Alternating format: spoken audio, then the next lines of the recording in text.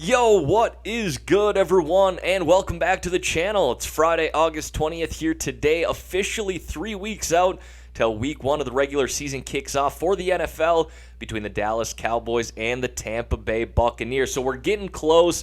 I figured I'd start doing some DFS videos here leading into week one, some tips and tricks videos, and today we're going to focus in on how to stack in NFL DFS. For you seasoned vets out there who know what you're doing, this video probably isn't for you, but if you're new to NFL DFS or not entirely sure how to stack in NFL DFS, I'm going to walk you through that here today. So what I'm going to do here today is walk you through my general process when it comes to stacking in NFL DFS from a cash game perspective and GPP perspective as well. When it comes to cash games, we don't get too cute. Hell, a lot of times I'm not even going to stack in my cash lineup if it doesn't make sense, but GPPs, I'd say about 95%, maybe even closer to 99% of my lineups are going to have some sort of stack in it. If I'm trying to get really unique, maybe I'll run out a quarterback who has rushing upside, for example, Kyler Murray, Cam Newton, quarterbacks like that maybe you don't need to run out a specific stack in GPPs, but ultimately you'll probably find me having some sort of stack in my GPP lineups more times than not. So I'm going to run you through 4 different scenarios when it comes to stacking in NFL DFS today. First being a conventional stack. Second's going to be a double stack or team stack. Third is going to be a game stack, and then we're going to wrap it up and show you how you can stack your running backs with the defense. So I'm going to walk you through those 4 stacks here today. Let's dive into it. Now, the first thing you might be asking yourself here is, okay, why are we stacking in the first place? Again, from a cash game perspective, that is not a necessity. It does make sense from time to time, but not something you're going to do week in and week out. However, from a GPP perspective, I'm definitely stacking in more lineups than not. And there's 2 main reasons for that. Number 1, it's heavily correlated. And number 2, it allows you to differentiate your lineups, which is huge when it comes to GPPs in such large fields. And so a correlation example would be rolling out Aaron Rodgers in your lineup and having him throw, let's say, for 4 touchdowns. Well, one of his wide receivers, tight end Robert Tonyan, or even Aaron Jones, the running back, likely had themselves a good game and was on the receiving end of those touchdowns. So it correlates there. We saw it a number of times last year where an Aaron Rodgers would throw for multiple touchdowns and Davante Adams was on the receiving end of those touchdowns, both those guys scoring 20 or even 30 plus DraftKings points, which gives you a huge advantage and allows you to differentiate your lineups from the rest of the field, which kind of tailors into the second point there, differentiating your lineups. Now, Aaron Rodgers and Davante Adams stacks were likely very popular in general last year, but one way to differentiate your lineup would be adding Aaron Jones to that stack as well. A lot of times people are afraid to play 2 players or stack 2 players with a quarterback from the same team, especially when it comes to the running back. Now, you probably aren't going to be stacking guys like Derrick Henry with Ryan Tannehill all that often because Derrick Henry is not notorious for catching passes. But Christian McCaffrey, Delvin Cook, or even Aaron Jones, who I just mentioned, all have that pass catching upside as well and definitely makes sense when it comes to stacking those guys with your quarterback. But before I dive too much into this here, and I can already feel myself doing that, I want to cover each of these stacks individually. So let's start from a cash game perspective. So when it comes to cash games in NFL DFS, I'm typically shooting for a lineup that scores 150 DraftKings points. If you can get to 150 points week in and week out, you're likely winning more weeks than not. There's going to be outlier weeks where you need to score 170 or 180 plus DraftKings points to cash in cash games, but that doesn't happen all that often. Maybe 2-3 times max throughout a 17 or now 18 week regular season. So it doesn't happen all that often. So I'm typically shooting for 150 DraftKings points or 3x on your $50,000 that you get to spend in your lineup. So for example here, Patrick Mahomes is $8,100 at 3x. We would need him to score 24.3 points in order to meet value. That's what I'm trying to do with my cash lineup. How can I get to 150 DraftKings points or 3x? And that doesn't always mean that you need to stack someone. Again, the example that I just used, Aaron Rodgers and Devontae Adams, might absolutely make sense when it comes to your cash lineup, but I'm not forcing it either. And so, for example, here, I might roll out someone like Kyler Murray as my cash game quarterback because he has a nice floor and a tremendous ceiling as well at the quarterback position. He has passing upside as well as rushing upside. This is a quarterback who had 10 rushing touchdowns throughout the first 10 weeks of 2020. They are playing the Tennessee Titans here in week 1, so by all means, it might make sense to stack up Kyler with DeAndre Hopkins in this matchup here. But let's, for example, say that they're playing the LA Rams in week 1 instead of the Titans. Well, if that were the scenario, I know that DeAndre Hopkins would likely be shadowed by Jalen Ramsey. And D-Hop can win that matchup from time to time, but he's not going to do it very consistently. And at $7,800 here at that price tag, in order to get 3x, we need him to get about 23, 24 DraftKings points. I probably don't want to bet on that when it comes to my cash game lineup. GPPs, by all means, it may be a route that I go because we'd likely get D-Hop at pretty low ownership in that matchup against Jalen Ramsey. But in a cash game, I'd probably pivot up here to Calvin Ridley at $7,900, pay that extra $100 in a much better matchup here against the Philadelphia Eagles. And while there's no correlation there between Kyler and Calvin, I really don't care about that when it comes to my cash lineup because, again, we're shooting for 3x or 150 DraftKings points, and I feel like these two here give me a much better chance to get there versus Kyler and DeAndre Hopkins, again, assuming the matchup is against the LA Rams. So in that instance, I want to play these two in my cash game lineup because I'm shooting for 150, not maximum upside like I would shoot for in my GPP lineups. And so again, by no means do we need to force a stack when it comes to your cash game lineups. Yes, it's going to make sense from time to time, but not something that you need to do week in and week out like I typically do with my GPP lineups. I'm going to touch on that here as we go through the rest of these stacking options. But one more thing I want to mention here when it comes to your cash game lineups and stacking options, and that's going to be stacking up a quarterback with a running back. Again, that's not going to make sense for a lot of teams in the NFL. In fact, it's probably not going to make sense for most teams when it comes to your cash lineups. However, there are a handful out there where it does make sense. For example, the Green Bay Packers. We know that Aaron Jones is a pass-catching running back, so you could stack him up with Aaron Rodgers. Now, while they are correlated there, what you're more so looking for in this type of instance is getting exposure to all of the points that the Green Bay Packers are ultimately going to score. So, for example, let's say the Green Bay Packers are implied to score 31.5 points here against the New Orleans Saints. I have no idea if that's the actual number or not right now. Again, we're 3 weeks out still, and that number likely will change as we get closer to kickoff. But just to throw a scenario out there, let's say it's 31.5 points. While there is correlation here between Rodgers and Jones, you know, Jones can catch the ball and they can rack up points together. What you're saying on top of that is I'm getting exposure to all of the points that the Packers are going to score.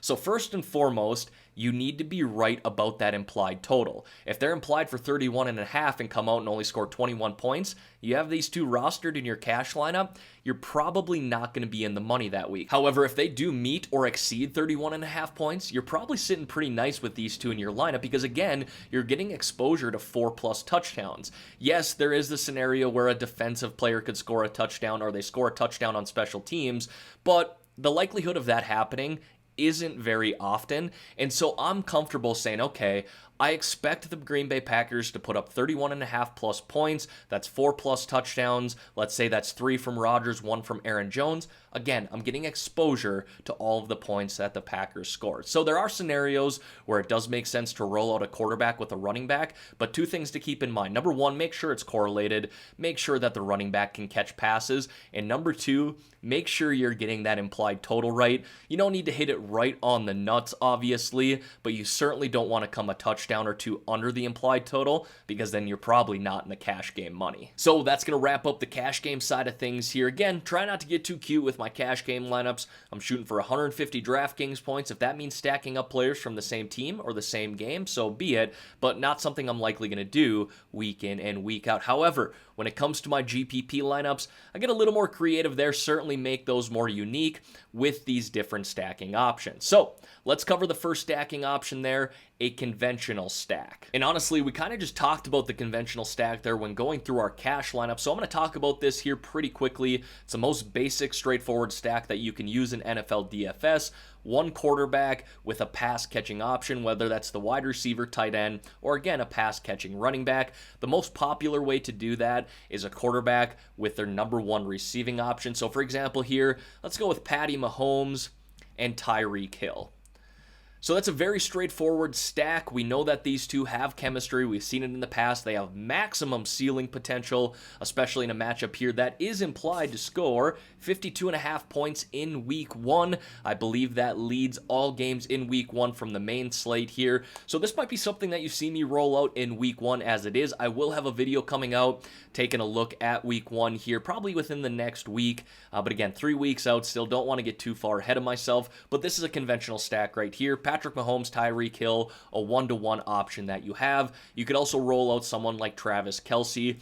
Not all tight ends play at the level that Travis Kelce does, so it makes sense here with Patty Mahomes, but there's a lot of quarterbacks and tight ends that don't have the chemistry or even the upside that these two do here, but that's exactly what a conventional stack is, a 1-to-1 option where you have a quarterback with one pass-catching option. Now, the next stacking option I want to talk about here is a double stack or even a team stack, and let's just stick with the Kansas City Chiefs here. We got Patrick Mahomes with Travis Kelce. In order to make it a double stack, all we need to do is simply add one more player from the Chiefs side of things. So, for example, let's add a wide receiver pass catcher here.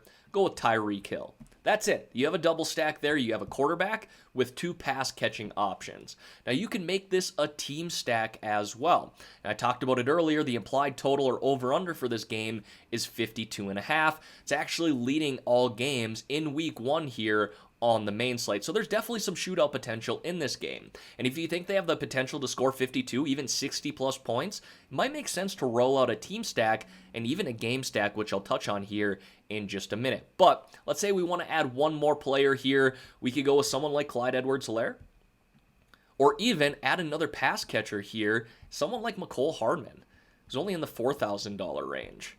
So $4,800 there for Mecole Hardman. So there we have not only Patrick Mahomes, who has the upside of scoring 3, 4, even 5 plus touchdowns in a game. We probably have his top 3 pass catching options as well. Tyreek Hill, Travis Kelce, and Mecole Hardman. Now, we wouldn't want to roll this out in a cash lineup, right? Because basically what we're saying is we need Patrick Mahomes to throw 3, 4 plus touchdowns, 300 plus yards, and we need these 3 guys here to be on the receiving end of that. But from a GPP perspective, this allows us to not only make our lineups unique, but the correlation is obviously there. If Mahomes does throw 5 touchdowns, these 3 guys here likely had themselves a decent game, and maybe just one of them has a blow-up game of 50 plus points. We've seen that out of both Travis Kelce and especially Tyreek Hill in the past. But this is another option here. If you wanted to roll out a team stack, you could add multiple pass catchers with your quarterback as well. Which leads me into my next stacking option here, a game stack. So let's just stick with the Kansas City Chiefs here and the Cleveland Browns. Again, I've mentioned this a couple times now,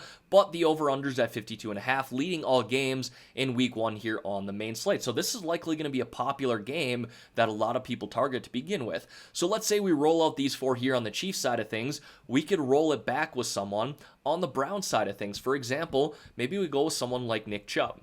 Now, he is pretty expensive here, and that's going to make the salary really difficult for the rest of your lineup, but this would absolutely make sense.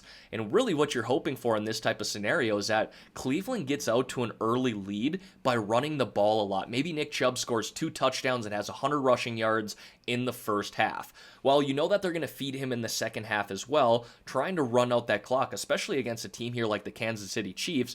You don't want to give a lot of time on the offensive side of the ball because they will make you pay, especially in the second half of football. We've seen Mahomes do that really ever since he got into the league. So this might make sense here, saying, okay, Cleveland gets out to an early lead here. Chubb has himself a nice day.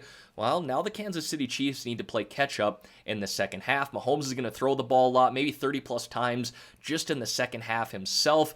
Again, you want to make sure that you correlate players with Patty Mahomes there, Tyreek Hill, Mecole Hardman, and Travis Kelce. Now, you don't need to have 3 pass-catching guys here with Patrick Mahomes. Maybe you remove Tyreek Hill, giving you some salary back, saying, okay, maybe Mecole Hardman breaks the slate here, catches 2 touchdown passes, Kelce has 2 himself, both guys top 100 yards. Then you're looking at a beautiful game stack here 4 guys who have the potential to get 30 plus DraftKings points and really set your lineups apart. Again, this is probably going to be a popular game to target in week 1, but rolling out a game stack is definitely one way to differentiate your lineups. Now, you might be asking yourself, what if I don't want to target the most popular game in week 1 in my GPP lineups? Look, you're on the right path then, because the ultimate goal of GPPs is to maximize your upside while differentiating your lineups.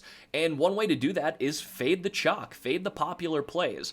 I'm probably not going to fade this game completely, but maybe I'll say, okay, give me Nick Chubb and Tyreek Hill from this game. I'm not going to touch any other player. I know both those guys have 30, 40, even 50 plus DraftKings upside, at least Tyreek Hill. So I'm okay just gambling on one of those guys there, filling out the rest of my lineup with one of these other games, or just kind of spot pick the rest of your lineup. We do have 13 games to target from in week 1, so a lot of plays that are available. But maybe you kind of differentiate your lineup by doing a game stack that isn't going to be very popular. For example, the Chargers are playing the Washington football team in week 1 as well, and right now the over-under for that game is 44.5. The 4th lowest on this main slate. So it's likely going to be a lot less popular than that of this game here between the Chiefs and the Cleveland Browns. So let's hop on over to this game here between the Chargers and the Washington football team. We'll just hone in on this, clear that lineup there. Let's make a little game stack here between these two teams. So let's roll out Herbert. We'll put him with 2 pass catchers here, Keenan Allen and Mike Williams. And let's run it back with McLaurin there, the number 1 wide receiver for the Washington football team. So again, still have a game stack here. Correlation between Herbert, Allen, Williams, and then running it back with McLaurin. Definitely upside there.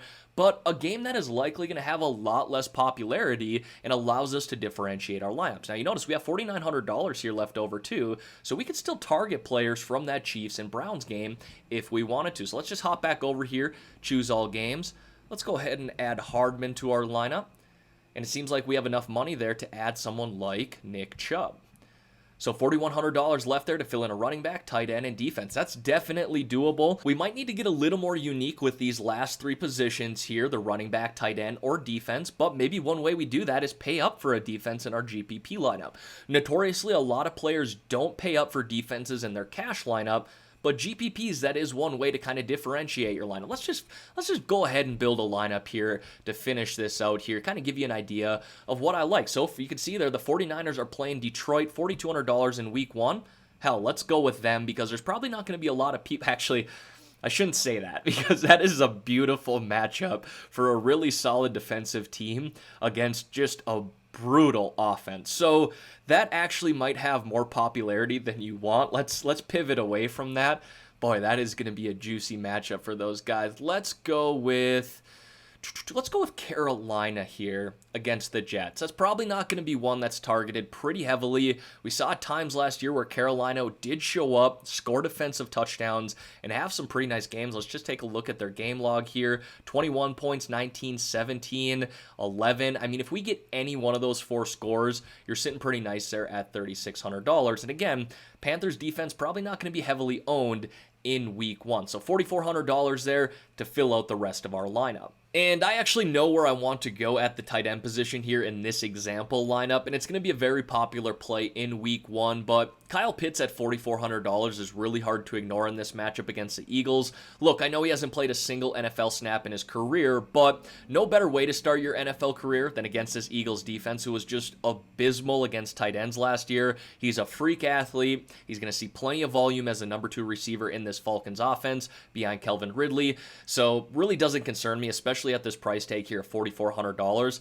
It's not going to be long before he's in the 5 to 6K range, so I'm going to take advantage of that while I can as well. Now, we got 1 spot left here to finish the lineup, $4,500 left over. Got to go with a running back, and at this price, you're not going to have a lot of options, to be honest. Another way to kind of differentiate your lineup, let's just, for example, go with Trey Sermon here. He is supposed to be behind Raheem Mostert, but they said he's supposed to be a 1B to his 1A, so I'm really not too concerned about that. You know, he only might see 12 to 15 touches, and that might even be generous in week 1, but a beautiful matchup here against the Detroit Lions, so I certainly don't mind that. Again, it's an example lineup here that I wanted to show you. So that covers 3 different stacking options so far. Number 1, a conventional stack. Number 2, a double stack or team stack.